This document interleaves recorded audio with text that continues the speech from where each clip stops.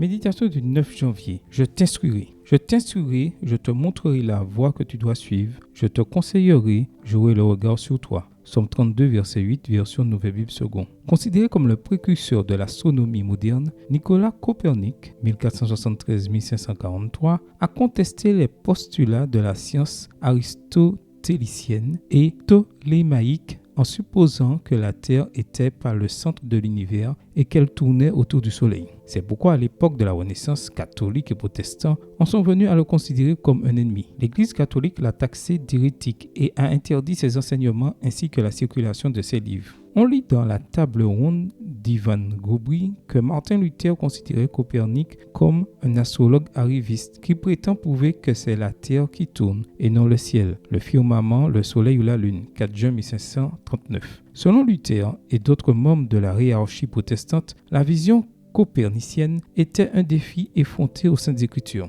C'est en effet au Soleil que Josué avait ordonné de s'arrêter et non à la Terre, ce qui devait forcément signifier que c'était le Soleil qui tournait autour de notre planète et non l'inverse. Anticipant les propos de ses détracteurs, dans son ouvrage des révolutions des orbes célestes, Copernic a déclaré que ceux qui niaient sa révélation scientifique sur la base des Écritures avaient malignement détourné des textes bibliques. Tant les croyants catholiques que protestants ont insisté sur le fait que la Bible leur donnait raison et que Copernic n'était qu'un hérétique parmi tant d'autres. Cependant, le passage inexorable du temps allait prouver qu'ils avaient mal compris les Écritures et que Copernic avait raison. Se pourrait-il que nous, les croyants d'aujourd'hui, soyons tombés dans la même erreur de croire que nous avons raison et de considérer dans notre fort intérieur que les autres ont tort? Bien souvent, nous avons tendance à écarter leur opinion pour imposer la nôtre et le faisons presque toujours au nom de la parole de Dieu. Comme les chrétiens du temps de Copernic, cette attitude nous conduit à agir de façon absurde et à tomber dans le piège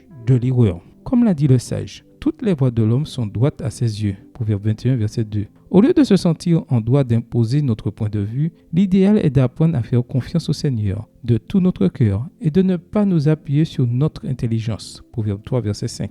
En faisant cela, nous verrons l'accomplissement de cette promesse. Je t'instruirai et je te montrerai la voie que tu dois suivre. Psaume 32, verset 8. Et il y aura des moments où ce chemin nous conduira à être d'accord avec des Copernic. Amen.